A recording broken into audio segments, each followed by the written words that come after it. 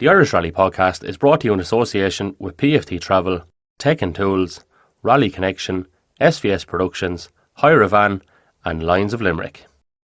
Today's offering on the Irish Rally podcast, we venture into an episode called Diary of a COC, a perhaps borrowed term on a very well-known podcast, but with good intentions, of course. So we have gone down the avenue of a lot of things here on the Irish Rally podcast, but we've never actually done a diary of a COC and what it takes to run an event, I guess, and make all that happen. So this is the diary of a current COC, an open, honest and transparent account of how to run a rally in the modern world.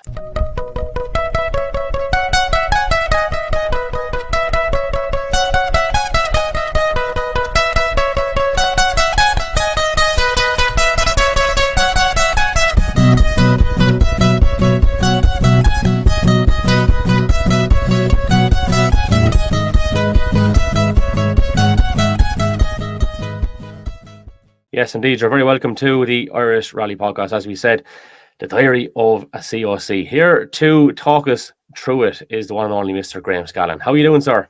How are you, Kevin? We're flying it. Graham, obviously, you went in a COC for the Wexford Stages Rally this year.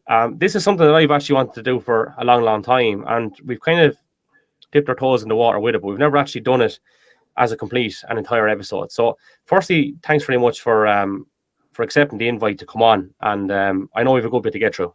Well, thanks for having me. Well, look, the first place I'd like to start, as I would do if I was doing any sort of a feature, is maybe to get a bit of a background on yourself. So, what do you do, and how did you get to what you do today in terms of maybe your own life, and how transferable do you think are those skills to the role of a COC? Yeah, Kevin, I run a food service business based in Wexford and in Dublin. We supply into the catering industry, hotels, restaurants, coffee shops, catering, hospitals, so on. That's a family business that's been going on for over 40 years. I would have grown up in that. I would have went to work before I ever went to school, to be honest with you. Outside of that, I have a chain of barbershops in Tesco stores around Ireland. So all in all, I've over 80 staff working for me, Kevin. So I suppose the skill set of that on a daily basis of dealing with people, supporting your manager, supporting your team, really helped when it come to the rally for the Wexford Stages Rally 2023. It's about managing people, it's about the process, and it's about being very organised in today's world. So the skill set from work certainly has helped me to be able to do the event successful as I would think for 2023. Good stuff. And I think you've touched on something very important there, which was I suppose you were working before you even went to school. So that may sound very, very subtle indeed, but it's actually quite important. So you've got a grasp and a flavour of what hard work is like from a very young age, which I would imagine certainly did you no harm as you get a little bit older, because you develop that ethic. It's ingrained in you. Yeah, certainly. Look, and I suppose that was the case. You had to go to work in the morning before you went to school. Before you ever even got old enough to go to school, you had to work. And then when you got old enough to go to school, you still had to go to work in the morning before, and you went to work after it in the evening. School wasn't really for me, Kevin, to be honest. I left school when I was 14 and I went to work. And to me, it done me no harm. I'm not promoting that for other people out there, but for me, it done me no harm. I was a person that was able to get on with people and had people skills, so that sort of helped me get through life up till now quite reasonably well, and most times anyhow. Yeah, and I suppose that is an important message, I suppose. Yes, I would say stay in school, don't go when you're 14 like Graham, but hang in there, get your leaving cert, and if anything, enjoy the school experience, even if it never lends itself to any sort of a career path going forward, Graham. But it's also telling me that if you look at, like, from the point of view of Scallans and chaps barbers, and you do a bit of consultancy, as well with businesses, that it is not an absolute imperative that you have to go on and, I suppose, have a degree, have a master's, be a doctorate. There is other routes there, and that's something, I suppose, maybe that you can be an advocate of from your point of view.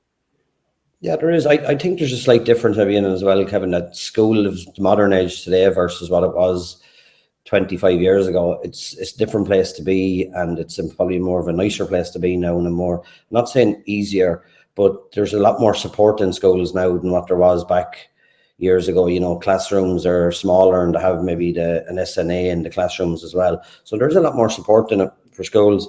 Technology has obviously helped come a long way as well, where everything before was pretty much, you know, paper format, with very little visuals in it. And as human beings, we take in visuals a lot better than what we take in reading something, and that's just how we do. So I think it's become easier. And look, we all have different ways of life and different things that we might want to do, and they might work out better or they might work out slightly worse, but it doesn't mean that they're a failure. It's about being happy within your life as well, because there's no point in doing these things, Kevin, if you're unhappy within them. You know, you have to go home with a happy balance to your life as well on a daily basis. Yeah, for sure. Absolutely. Have to agree with that. The other thing I suppose to pick up on there is, you know, you mentioned going to work before going to school. Like, I've had a conversation with you at 6:30, 7 o'clock in the morning. So now that's that explained. Yeah. Like, you'd still be an early riser. Like, you're up at ridiculous o'clock, aren't you? Yeah, look, I'm not the best sleeper in the world, to be fair, Kevin. I probably like 4 or 5 hours every night would be the most I would ever do. So I'm to bed late and up early. I'm unsure sometimes how I keep going, but my body can manage it and I can manage it. Yeah, so look, I suppose is a part of how I was reared and how I was brought up. Possibly is, but it's me today anyhow, and there's nights you'd like to get more sleep, but sure, you don't get them. Yeah.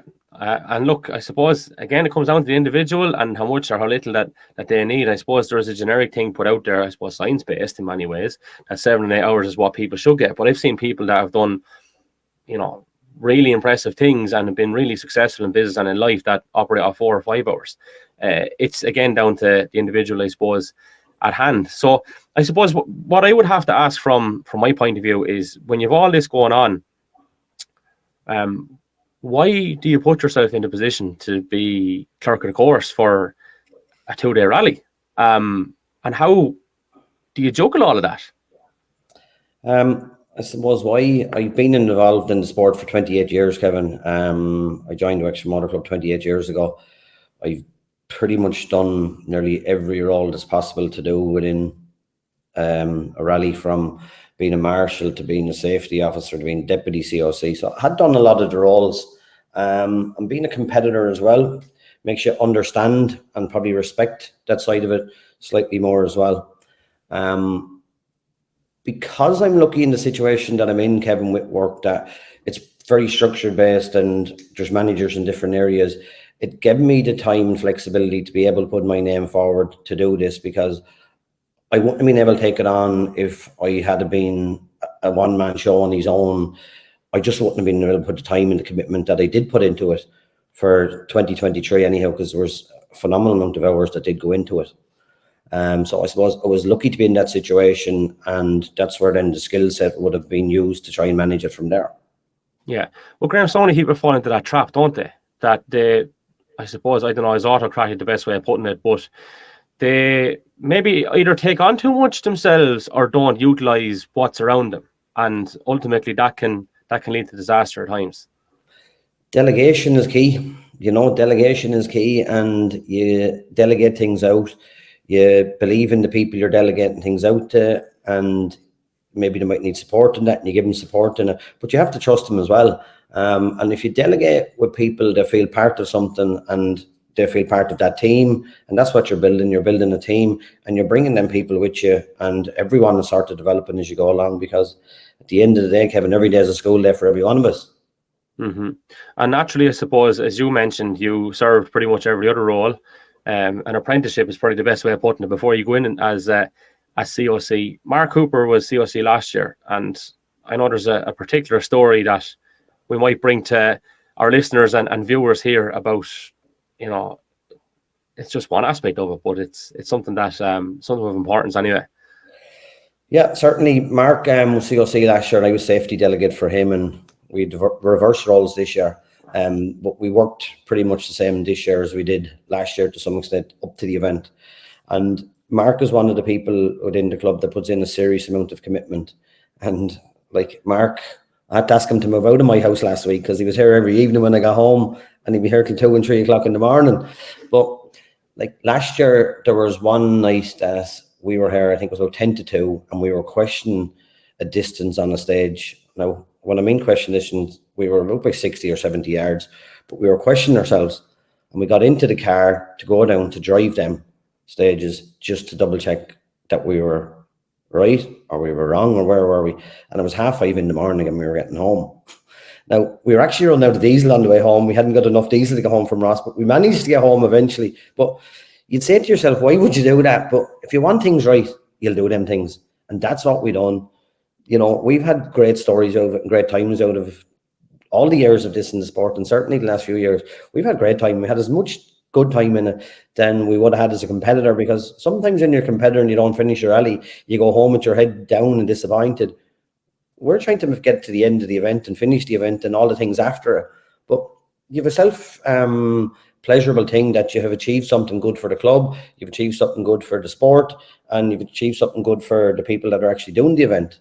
So it's probably a slightly bit different where you're coming out with very happy. Mm-hmm. And when you're obviously approaching the whole thing, Graham, from a competitor's point of view, which you've been, that's so important, and you're able to bring a couple of those nuances, and more than just a couple, plenty of those nuances to the whole thing that maybe others might not be able to bring, I guess, that don't have that background, you know? I suppose as a competitor, you understand as an organizer, you understand the competitor side when you've been a competitor as well. And it's about trying to get a balance then of working out what actually works there for everybody. But what you do get is you get a lot of respect from the competitors when you are a competitor. And I guess it's like a musician respecting each other. Like that's what they do. And it's pretty much the same in motorsport. Mm-hmm. So when all this comes about, I mean, when do you get told or informed, or whatever way the procedure works, that you're going to be COC for Wexford 23? That was in, I think, February when that happened, but we actually had started picking stages between Stevens's Day and New Year's Day last year, when we picked the stages. No matter who was going to be COC, we were always going to be part of the team or the subcommittee to be involved in that. So we started it's a 9-month job. That's what it is. It's a 9-month job, Kevin, and it's a full-on 9 months of work. No matter what way you look at it, on a 2-day event running 18 stages, you have a lot of things going on in it, and to balance it out correctly for yourself, the 9 months works better, because when you're doing it in 6, it's too compact in, and it's all much, and it gets into your own life then, because at the end of the day, we all have families and kids and whatever, people in relationships and so on. So we can't burn people out. If we spread it out longer, we can sort of get more out of people as well, including myself. You boys must have really wanted to stay out of the pub during Christmas if you did it between Stevens's Day and New Year's, did you? Or how did that happen? We went back to the pub after it. We went back to it after it. But look, there was a good crew there looking to pick stages, and how Wexford Motor Club operate all of their events is they set up a subcommittee, for each of their events. The subcommittee is a really important part for all events, because what it does is it provides an environment that allows more resources and time to be totally focused on that event and not blinded by other things that are going on. It also provides an opportunity for other members to take leadership roles, maybe chairing meetings or be part of committees. So you're actually bringing people along with it as you're going. And that's worked really well. And to be fair, it's one of the really good things that was introduced into Wexford Motor Club many years ago at this stage. So to be out there early, we always knew we were going to be part of that committee. I wasn't appointed as COC. I knew I was going to put my name forward for it. But either way, if I was going to be COC or not, I was always going to be involved in the running of the rally and to be there to help. I wasn't just going to do COC or not do anything. Wexford Motor Club is my club, and I'm 100% behind it at all times. Can I ask, Graham, when you're establishing that subcommittee, is there any friction, I guess? And I come at that from the point of view of, I don't know, when it comes to making decisions then, does someone that's on, we'll say, the standard committee have a say, or do they feel put out by not having a say? And how do you get, I suppose, maybe the right people onto the subcommittee? I come at this from the point of view of, just say and most committees are the same, regardless of what it is, right? You could have an unbelievable committee of people in a GA club, right? And you could have someone who is an excellent builder, and then you'll have someone who really knows his football, right? And might come to a decision like, just say, for example, deciding on a new manager for the senior football team, right? Now, a subcommittee gets formed, and maybe the builder would like a say in it, but the builder probably doesn't have as much knowledge as the other person, but they don't go into the subcommittee, and next thing, the builder could become somewhat frustrated. Is there a difficulty in trying to manage something like that, Graham? I suppose committees are never 100% straightforward, Kevin, but it really depends how you set out the tone for it, because the subcommittees is open to everyone to get involved. But you have to put your name forward for the likes of the chairman, the secretary, for them roles for it, and that's really agreed upon when the subcommittee is being agreed. So anyone can go on to it, but them more key roles in it are more chosen by the directors of the club, and the people there on the night that are agreeing with it. Like in this case, again, this year, Pat Caulfield put his name forward for chairman of the subcommittee. Like Pat brings years of experience to the motorsport. He's been a COC himself in the past, and he's done, probably like myself, nearly every role within the club. So like that was pretty much a no-brainer to how he ended up in the role. John Pettit ended up being the secretary for the subcommittee, and John is very good with paperwork, so like that was understandable. Do you keep everyone happy within that? No, not at all times, but if it's open and transparent, Kevin, and we're all treating each other the same, because at the end of the day, we all are the same. We're all individuals looking to do one thing, and in this case, it was to run a successful 2-day event. So if things get a bit heated, you just try and have to bring it back to reality. We're here as giving up our free time, trying to make a successful event. And shit or get off the pot. Well, it is looking. I've been the chairman of Wexford Motor Club in the past for a good few years, and I think you always thought, Kevin, if you're open and transparent to people and you're hiding nothing, you can never be in trouble yourself, number one, and people will respect you for that, number two. They mightn't agree with you today on something, but tomorrow when you're actually are being the exact same again, they'll agree with you on something else. And over a time, that works out for everybody. So, changing subject slightly, I guess, to Rally Action Template, the live online sheet, better known as the Bible. Tell us about this. There's a lot of items on it. There is. We originally started this back, I think I first put together the Rally Action Template maybe in 2015 or 16 was when it started. And back then it was in an Excel format.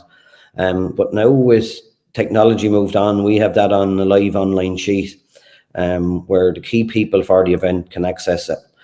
I suppose we have 226 key item lines in it for 2023 we had, all crucial and all critical to run the event. Each of them have a target date, a deadline date, an actual date. There's notes taken on what was agreed, who it was agreed with. There's contact details and any other relevant information that's in there. There's a few things I like nice about it is that I could be sitting here at home in Crossabeg and one of the guys could be sitting at the far side of the county and he's logged into it and we're working away. I can see what he's doing, he can see what I'm doing. And it actually timestamps everything after of who done it. Mm-hmm. So there's none of this, oh, who put that in there, who put that in there. It actually holds you to account of what you've done, which is good. And it's not that like you're looking to blame anyone, but it's just actually who did agree that after whatever, who done it. You can click on it and it tells you that information. Like it's been, to me, the last 2 years that we've used it and used it online has been extremely, extremely successful. It's also future-proofing the event for us, in my mind, because, you know, God forbid someone gets sick tomorrow or they go get hit by a bus or whatever happens to them, someone can pick this up and be able to go on with it. And I think that's very important as a club, that the club has itself protected to be able to do that. Information is only good once it's available to everyone. It's no good if it's stuck with one person. Something happens to that person, because who picks it up next year? It's a very hard job. Like if someone else was the COC for 2024, every bit of information of what happened in 2023 is there for them, with contact details, phone numbers, the dates and everything else. The job becomes a lot more easier all of a sudden, and you're not like running around like a headless chicken. Everything is on that, from like picking the route to cleaning up the days after the event. Every element was in there, Kevin. So like, it really is a really, really important part of it. And look, at the Bible it is to me, and it works so well. Yeah, I think it's a great idea. And obviously, there's a lot of work in setting up something like that the first year. And year on year, there's probably items added to it. Like, I don't know, was there 226 on it last year and the year before? Look, it's building every year, just building every year. Some things go on to it, some things come back off it. Things might, something else might have changed. Like something on it a few years ago might have been a notice board. Notice board is gone now, and you have a Sport to the app on it. So things slightly change, but you're building on something better.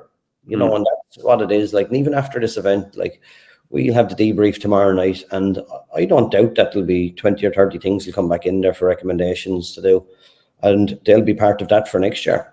But if you're not looking forward, you're not looking anywhere really. Yeah, exactly. And just something that came to mind there is you're looking to leave the thing in a better place for the next crowd, the next person, whatever. And that's something that really fits that, in my opinion, anyway. That's how I see it. If you're doing this and you're giving it your best, you want to feel you're leaving the club in a better place, and as a whole, the sport in a better place as well. Because you're only here for a short time. You're only doing your job. Share out that information. I don't believe in an environment of not sharing information. I don't think you can bring a team with you if you're not sharing information. If you're upfront, transparent, and everyone can see it, you just bring more people with you. And look, we use it, like, even this year, last year and this year, we use it for managing our marshals allocations to the locations that they're actually on, to their accommodation, to where they're staying. I could go back and tell you now who was on what corner where for the weekend. I can have their phone numbers there. I can tell you where they stayed in, what B&B or hotel they stayed in, and all that information is there. Like on the weekend for us then, where we would have in the past with the new tracker system, you have to send in where each marshal is. We just gave them access to the sheets on Saturday morning, and they knew exactly then where all our marshals were. And the beauty about it is because it's live, if one of them had a change for James Dorn, who was the chief marshal, and to be fair, I have to acknowledge the excellent job he done, and like, James looks after our marshals extremely well. James can change that out on the stage, and if he needs to change that from Kevin Regan to Joe Bloggs, he can do that there live, and it's updated for everyone. And he can do that from his phone, iPad, whatever. So it's live, real time. I suppose it's keeping up to date with the information that's there. You're not looking at last week's newspaper. Can I just get a word on the marshals actually in general and the treatment of them? Because Wexford for years has been lauded for how they treat the marshals, in a good way, obviously. And I believe the €15 voucher, I think, for breakfast. Am I right in saying that? Correct, yeah. Yeah. So stuff like that. I mean, not every club can do it. I guess there's a lot of, I suppose, generous contributors that can put the club in a position to make that happen as well. Who, as you say, it's a process. It's a team thing. I mean, all this needs to happen in order for it to work. But people obviously see the benefits to it. And then you have the reputational values, I suppose, that are now, I suppose, well, they were always upheld, but you're continuing that high standard. And I guess year on year, that makes life a little bit easier, perhaps, when it comes to maybe getting a marshal or two. It does. Look, to be fair to James Dorn, in the last 2 years, he's, to me, brought how you treat marshals to the next level and to the correct level of where it should be. In the modern world, for people to go out and take their time out for 1 day or 2 days to do things, we can't expect them to be something like it was 20 years ago. You're dealing with a lot more people taking photos, videos, people are a lot more wiser to things. You have to respect them more. And to be fair, James he's a great advocate for that. And, we're winding him up at the minute, but it's a wind up, but it would be my true feeling. the thoughts and talks of WRC coming to Ireland, if I was to pick a chief marshal for the WRC, James Doran would be the only man I would pick for it at the minute. And that's no disrespect to any other chief marshal, but he does it well. His information is second to none. He keeps that sheet up to date. Like, I knew every day for 4 months before it where I was with marshals. Every day I could look in, we knew we needed X, Y, and Z, down to days before knowing that we had enough marshals. Class. Well done, James, as well. Yeah. Like, it's very hard to get to that situation, but James does it. He's a very good communicator, and I think that's important as well. There's a lot of communication in being a chief marshal, and like, we even come from all over the country and all over, like people coming in from the UK as well. Like, but he's good at doing it. He was down in the Cork 20 this year, and he was picking up marshals down there. I think he picked up 10 or 11 marshals on the weekend. Yeah. And again, it's if ever there was to be a model to probably replicate, that is the model. That's the standard bearer. That's where it's at, and it's a universally felt thought. And look, I can't speak for everyone, but I can speak for the number of people that I've had conversations with. A lot of them will cover a lot of events around the country, and scarcely a weekend goes by where they're not on a junction. And that's where, the feedback is at in terms of that. In terms of, one thing on this, I suppose, and it's not trying to put, like, other clubs are probably a bit going, Jesus, like, we are under pressure, we can't do that. And it's not to try and put any other clubs under pressure. It's what works for us, and we have to protect our own event. It's not trying to put pressure on it, but I suppose for other clubs looking in, if that's working for us, it's a very simple process for them to try and follow that. Mm-hmm. And obviously something that you'll be more than happy to chat to people about, I guess, or James would. Yeah. Absolutely. Like, what we've done with it is, I'm not just saying it, it's an extremely good system, very easily used, very easily managed, and more than happy to share with people how we manage that. Yeah. The stakeholders that you've to have conversations with over the entire period of time, and I suppose the nature of how those conversations change, like obviously Motorsport Ireland are key to it, but it's not just that. There's a load of stakeholders. So maybe chat us through who all those organisations and people are, and the amount of conversations and possibly how they can change in the days leading up to an event as well. Yeah. So I suppose, like Kevin, you have a lot going on there. You have the governing body, Motorsport Ireland, you have your MI officials, you have your local councils, you have the Gardaí, Fire Services, HSE, National Sports Council. You're dealing with care homes, sponsors, printing companies, radio operators, timing companies, online registration company, bail provider, which is a very important part in today's world as well, your fire extinguisher providers, toilet providers, commentators. All of these things are coming together, and you're speaking to them at months out as you get closer, trying to bring them all together. And things can change within them. Like, if we have a problem on a Friday evening with a competitor doing something wrong, we'd have the Gardaí on our back. If we have a situation where possibly, like if we look at this year, unfortunately with the incident in Sligo and then with the Ironman in Cork, we ended up having to deal with something completely different with the council this year. Because of them two accidents, they wanted to look at our event completely at a different shape and format. Where they wouldn't have done that in the past, we would have went through the event plan with them, but this year they actually wanted to go look at the stages and look at the whole safety of the event, to try and prevent further things from happening. So look, things can change. You have to deal with it. Again, it's back to, if you're dealing with them open and honestly, you usually don't have a problem. I don't treat anyone much different, Kevin, I'll be honest with you. If you're the small or big or whatever you are in this world, they're all the same to me. So if someone is ringing me from National Sports Council, or they're ringing me from down the road about something that needs to come in there, a gate or whatever, they're the same to me, and I'll treat them the same. And I think that level of normality helps. And I think that level of normality is also there from the core team within the club. Mm-hmm. And when it comes to selecting people for the different roles within the running of the event and all, Graham, I mean, how does that process work, and how do you ensure that you get the right person for the right role? Couple of Hail Marys first, anyhow, it never helped. It never harmed you, Kevin. Look, come here, there's no, it's not like you're putting out jobs there and you're saying you want an accountant and you want a driver and you want this. This is people giving up their free time. So what you're trying to figure out from it is the people's skill sets and what they do in their daily life as well that might be able to add value to it.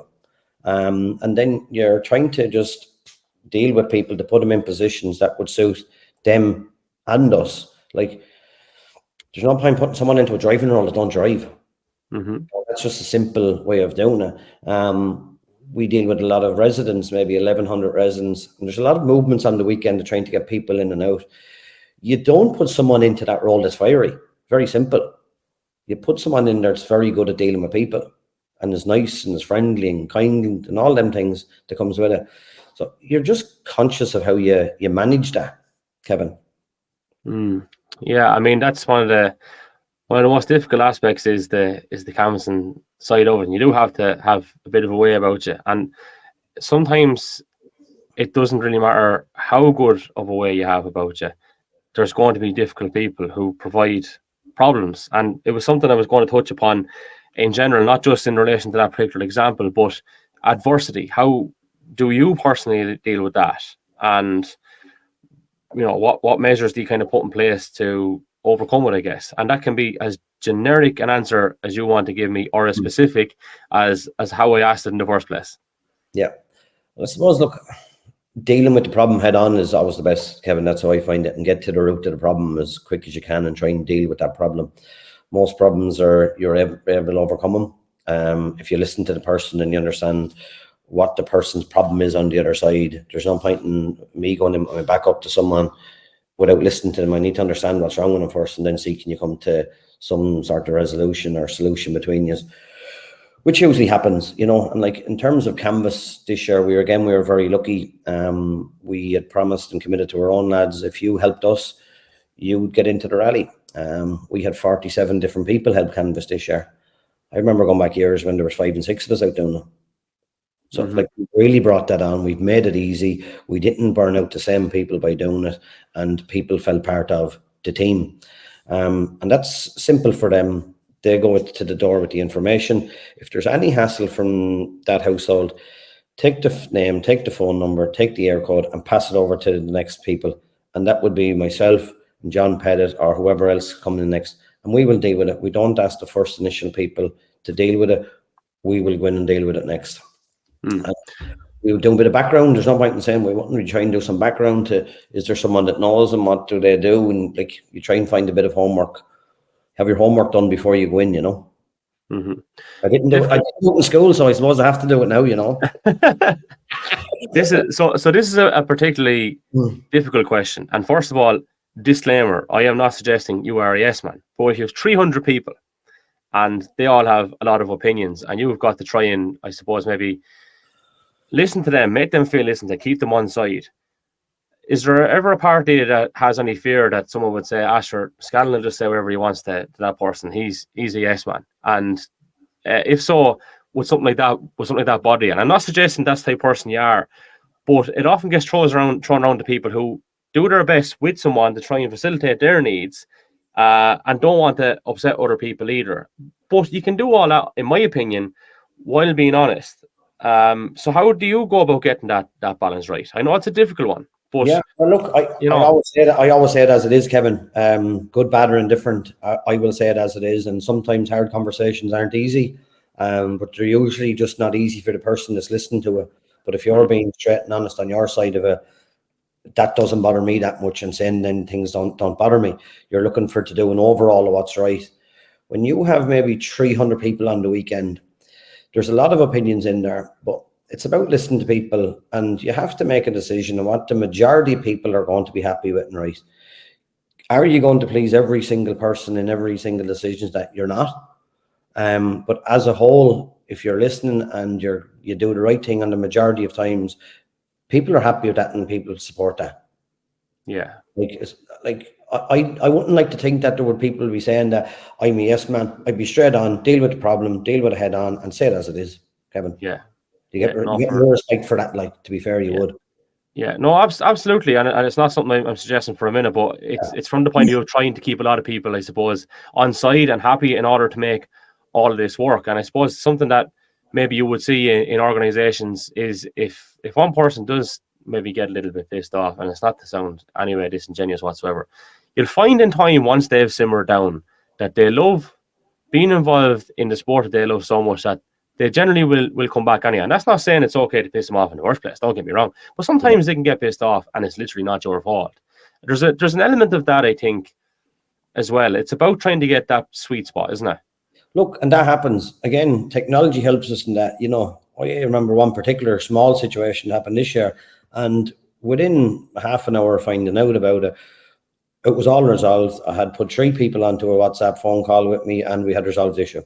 We all talked it out. Everyone said their side, because you know what it was? People were saying, "Oh, he said that, and she said that, and I said that," but that wasn't the case at all when we all spoke. It's like the fellow had his finger cut off. Again, the story was finished over in the pub. He had lost his arm. So it's about getting to the root of the problem and dealing with it. And you get respect for that. Yeah, people understand that, to do. I think thick skin and patience so important as well. Absolutely. Yeah. And it's hard to have it at times, isn't it? It's got you to hear anyhow. What? It's got you to hear anyhow. I do run over it every now and then. Thick skin and patience. But anyway, sure, look, such is life, and that's the joys of it, I guess, Graham. But you have a lot going on there, Kevin, as well. Like, you have your whole marketing side, right? The marketing side is massive in today's world, like a marketing event and online, getting information out. A lot of questions. Like on the weekend of the rally, we just had someone dedicated to responding to messages on Facebook. That was their job. That's what they took on for the weekend for us. Delighted to done it. But we were getting back to people, because last year that was one of the things afterwards people were saying we weren't responding. So we listened to what people said. We done our debrief, and that was on things we improved by. Like, we had a 750,000 reach in the 9-month period for the event. Like, that's massive numbers. Like, that's punching way above our weight. A 2-day rally that's not a round of the International Tarmac Championship. After walking us into that one now, because I've been dying to ask you this question. I know you have. Yeah. Right. Let's get to the crux of it, Graham. Why is Wexford not around the Tarmac Championship? A couple of questions. Why is Wexford not around the Tarmac Championship? Have Wexford been approached to be around the Tarmac Championship? What is the pros and cons to that happening or that not happening? Yeah, we haven't been around of it. Back a number of years ago, I did have David Gray down to look at the event with the hope of trying to get in, and he stayed with us for the weekend, and he scored our event the same as he would score any other international event, and we done extremely well in that. We done actually better than most events that year, but unfortunately we didn't go through on the voting process. At the time, we were disappointed. We haven't been asked about it, to be very clear. We haven't been. And I think that's possibly a good thing at the minute, with something else going on with another club. I think it'd be only fair that them things could be solved first, rather than trying to move somewhere else. At this stage, where we are as a 2-day non-international rally, 5 years ago it was probably a bigger thing, Kevin, but we are now, I suppose, looking at ourselves as a really good 2-day clubman rally, that we're getting to support off of the people, competitor and the helper. And it's probably not as big. That's not saying we wouldn't take it if we got the opportunity. We surely would. But if it comes to us and lands to us right, we would certainly not be saying no to it. But as it stands, we don't have it. And we're not going to try and open that door with something else going on to another club, because it wouldn't be a great thing to do as one club to another that are affiliated clubs. Is there any obvious drawbacks, Graham, to say not being around? So anything that would make you think, if the offer came, no? There's got to be a few little things, I suppose, in that regard. Probably more costing to us, right? Would some of our own more local lads lose out if we got 20 extra cars? It would be the case, because we wouldn't be able to start, the numbers that we started this year. There's pros and cons to it. They'll all balance themselves out over time, they would. But for now, Kevin, we don't have it. And we are focusing on, as we debrief on this event, we'll be focusing on going into 2024 as the same as we were in 2023. And if that changes along the way, well and good. We'll continue on. We're punching well above our weight, and we're doing things very well for the situation that we're in. And that's no disrespect to any other club either. There's brilliant events out there. I was down in Cork 20 myself this year, and Kevin O'Riordan's a personal guy you get on very well with. And I know the commitment and effort that man put into that event. And for him, he was very disappointed with the numbers that he got. No reflection of him or his team or Paul Brown, whatever. They put a great event together there, but really disappointing for him. So you'd say to yourself after, if we were international, what would have done for us? We have to keep thinking outside the box and keep doing our own things. And that's really what we are doing. Yeah. We're advertised that really well. We're advertising our event very well. Andy Hayes looked after the PRO this year, and he just done an excellent job from start to finish. Good guy. Again, a guy that has his head turned on, bang, gets the information out. There's no crap about it, and it's done. And if he tells you it's done, it's done.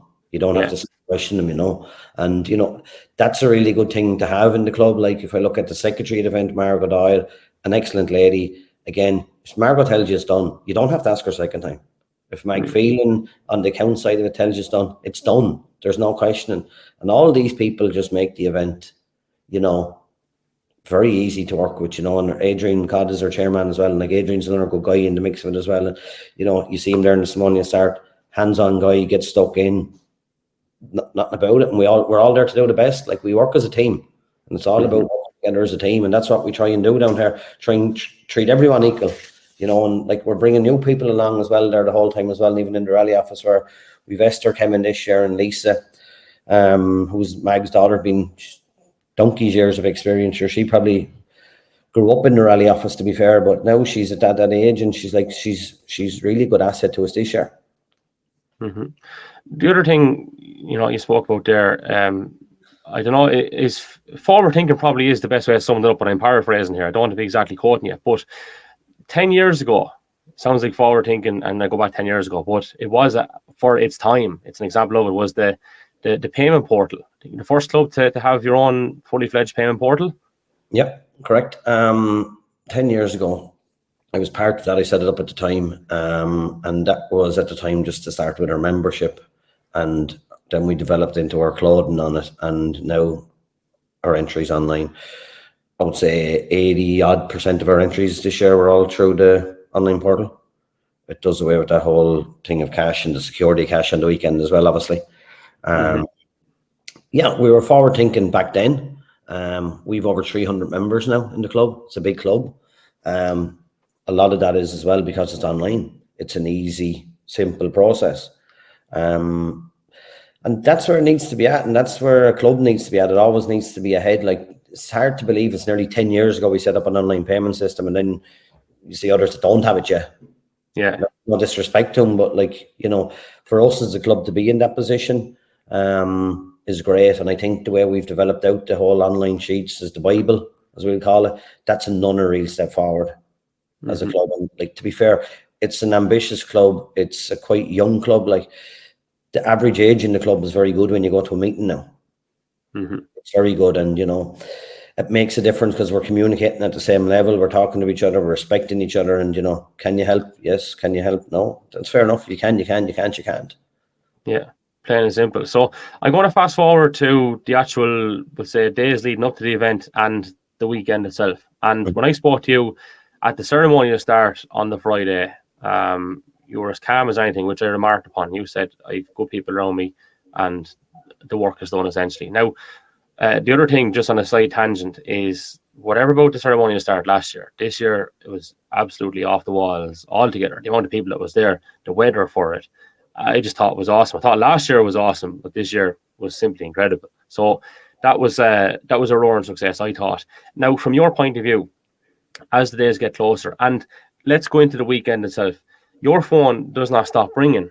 When I labelled you calm on the Friday, how do you stay calm throughout the weekend? Because there's hundreds of calls coming through. There's lots happening. There's so many moving parts.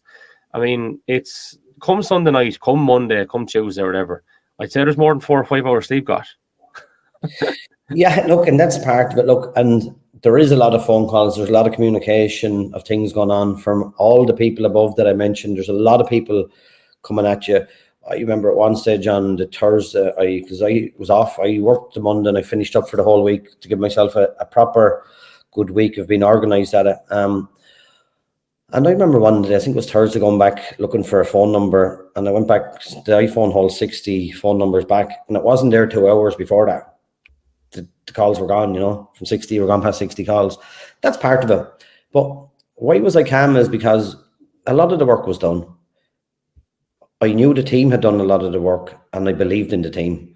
And at no fear of any stage over that weekend, on the Thursday, the Friday, the Saturday, was I worried on Thursday about how the ceremonial start was going to be set up or scrutiny was set up? Not one bit. Because I know the boys are professional what they've done. Dermot Roach and his crew looked after that, 100% professional, done it right, correct, bang. Friday night, was I nervous with Saturday morning? No, because I knew the amount of work was done. I had been on the stages, I had seen the work that was done. I knew the weather was good. The weather always helps in the morning, Kevin, to be fair. From the point of view, as your marshals are going to, you'll have most of your marshals, and it's easier to get the setup done. So I wasn't concerned by it at all. We had a very good meeting, my officials meeting our shorts meeting on Friday night. That went very well. Their MI safety president was at that, and he's coming to us that it's been the best ceremonial start in Ireland so far this year. And to be fair, I'm not saying it because it was Wexford. It was, and we were just very lucky with the weather because we had promoted it well and we had put money into promoting it. It's only as good as the weather. If that had been a wet evening, Kevin, you would have been there talking to a small number of people and soaked. Yeah. And you play your part in that as well, and everyone plays their part in it. And that's important too, Yeah, well, it's great to see it growing, to be fair. It's great to see it growing. There's already an idea have developed out for next year to put that to a complete next level. Okay. So it'll be interesting to see where that goes. We're meeting on it later in the week. Mm-hmm. So sounds exciting. Throwing a little what do you call it? Watch this space type comment. That's definitely something. It is what it is, It is what it is. That's it. Sounds exciting. In fairness, now I suppose a real life example of the weekend. I think on the Saturday, was it a 4-bale chicane? I obviously know the marshals that were on said 4-bale chicane. And I say this, I don't mean to be sniggering at the whole thing, right? But the question I want to ask is, when something like that happens and say calls come in and there's potential conflict is the way I put it, between maybe Motorsport Ireland and Graham Scallan. Now, I know one will supersede the other or whatever, but whenever something like that happens, they can be difficult conversations in a real life environment, as a lot of things are happening at a fast pace. And I don't just mean the cars going down the road. I mean, there's a lot of moving parts, a lot of things going on. Are those difficult things to deal with at times whenever something like that maybe goes on? No, and there was no conflict there with us over the weekend at all. We had said very clear on Friday night that we will be operating an open book scenario all weekend. If that's good, bad, or indifferent, we're going to tell you. And if you feel something good, bad, or indifferent, tell the same. And that's what we operated off all day, all weekend. Saturday worked extremely well. The weather was good. Our first stage was 2 minutes late starting, but we got all the other stages up and running on time, and it was pretty military, I suppose, how that happened on Saturday. Everything flowed on time all day long. It was pretty military how it was happening, and that wasn't about me. It wasn't by accident, but it wasn't about me, Kevin. That was about the team on the ground of what they had done, and the team of people that had put in the effort before the event. All our work was done. And it was an enjoyment part to see that on Saturday. And I was as relaxed as anyone on Saturday, and I was enjoying it as much as anyone. I was actually being able to go into the service areas, talk to the competitors coming in, and enjoy the event myself. Mm-hmm. Saturday went well. Sunday morning, the first loop was dry. that went well again. Stages all ran on time. Again, military, someone said it to me, Graham, it's running military. I've never seen anything like it. And I hadn't left in 5 minutes, and there was balls in the air everywhere, Kevin. There was chicanes bursted out. There was 3 accidents on 3 different stages on time. It was like, Jesus, this changed quickly. But look, you have to stay calm. You're the leader, and you have to lead from the top, So stayed calm in the whole process. There was a lot going on. There was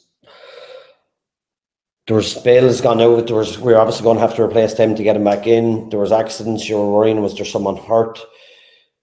At this stage, had the sports council that were ringing me to say that they were after arriving in Wexford. And there's just a lot of moving parts going on. And it wasn't wet and it wasn't dry. And that was really the problem, Kevin.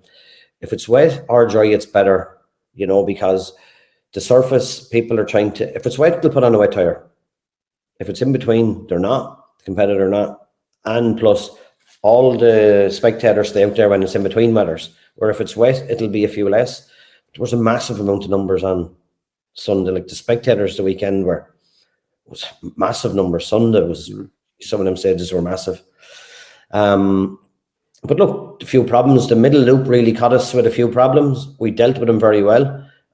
We ran, I think, at one stage into 3 minutes behind schedule. We got that back in service. Obviously, there's no problem. We were able to pull it back in service. And look, we managed it. These things, there's no 100% rally, Kevin. I'm going to say that to you. We're not dealing in track events. We're dealing in roads with different surfaces. People that are giving up their free time to help. Every corner is different. Every location is different. Anything could happen at any stage. It could be a resident wanting to get out. It could be a resident that's after turning sick. Anything can happen. And you have to deal with that the best you can at the time. So this is not like, was the event 100%? No. Was it very good event? It certainly was. Am I concerned by some of the things happened on it? No, I feel we dealt with them very well. There's nothing of a major red alert sticking out for me to say that shouldn't happen or that shouldn't happen. Unfortunately, like, things happen, and this is what it is. It's not track racing where it's going to be pretty precision what's going to happen. A car goes off, he goes into the stone pit, someone tows him out. It's not that. This is rallying. We know that. It's bigger stuff, Yeah, no, for sure, I get that. And look, there's a couple of things, I suppose, just before we finish up. We have covered a lot. There's probably a lot more we could cover as well. When you mentioned the importance of having a sounding board, and you've a couple of people around you that you would go to for maybe advice and ideas, and that's just the way life works, I guess. And it's a part of making this whole process what it is and doing the job to the best of your ability. So you can touch on that, but I'll also ask, is it something that you're going to go ahead and do again? You seem fairly made for this sort of crack, but it's high energy. It's high energy, high pace, moving fast. Your mind needs to be switched on. You really need to be turned on about it. In terms of the soundboard, like, that would be something that I would be advising businesses all the time that they're in. Like, people sometimes are in businesses and maybe one-man show, and I'm not disrespecting anyone in a one-man show, but they're keeping everything blocked up themselves, or they're going home and they're talking about it in the wrong environment, where they should be talking about it to someone that maybe understands it better or can help them better with it. So for the rally, I had 2 to 3 people that probably started with 2 and ended up with 3 that I was using to bounce things off, ideas, to get their opinion, different views on it. And sometimes there's no point in saying it. You might want to vent a little bit because you're only human after all, Yeah. And it was just to say, well, look, we've done X, Y, and Z there. That didn't work out, and how it didn't work out. And, you might have thought it should have, and it didn't. And it's for someone to play it back to you to go, well, look, Graham, hang on, let's break it back down again. So you need that. It's important for everyone to have that. So I suppose I managed that well, Kevin, to be fair. And again, taking that from my own personal daily skills of what I use is where I took that from. And I suppose then you lead me into the question about, am I going to do this in the future and whatever? Look, I thoroughly enjoyed this year. I was as good as my team. My team were excellent. And I'm delighted with them. And I'd just like, first of all, to thank each and every one of them. There's been a lot of people involved in making the event a success. I'm delighted that the people that chose me for the role thought I was the person for the job. And I feel I fulfilled that job as good as I could. I probably couldn't have given any more, Kevin, to be honest with you. I put in a serious amount of hours into it, hundreds of hours. That's the only way I can describe it, hundreds of hours into it.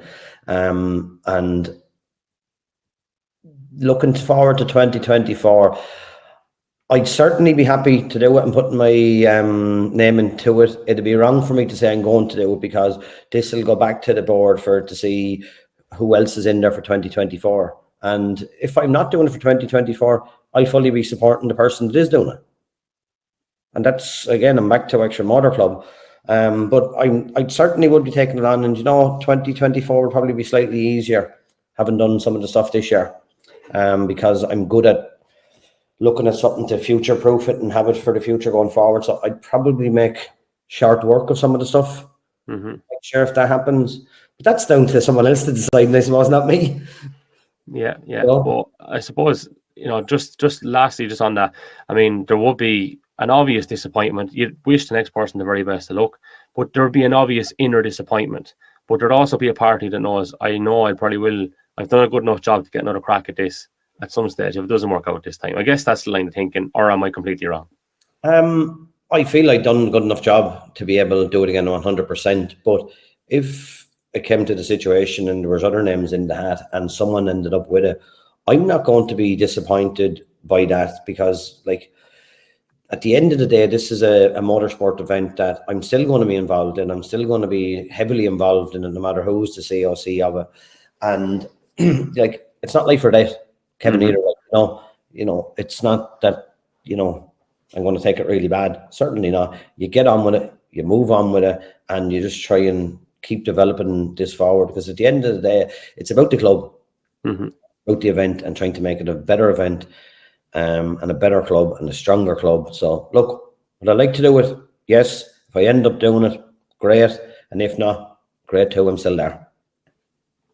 Great way to finish up. Graham, we've covered an immersive amount of ground. It's something I wanted to do for ages. Thanks for coming on and being so open and honest about the role, and obviously your own, I suppose, personal life and what you do, and to give a bit of insight and context into how those things overlap, and for, I suppose, maybe offering something that could be taken on board by a COC running an event elsewhere.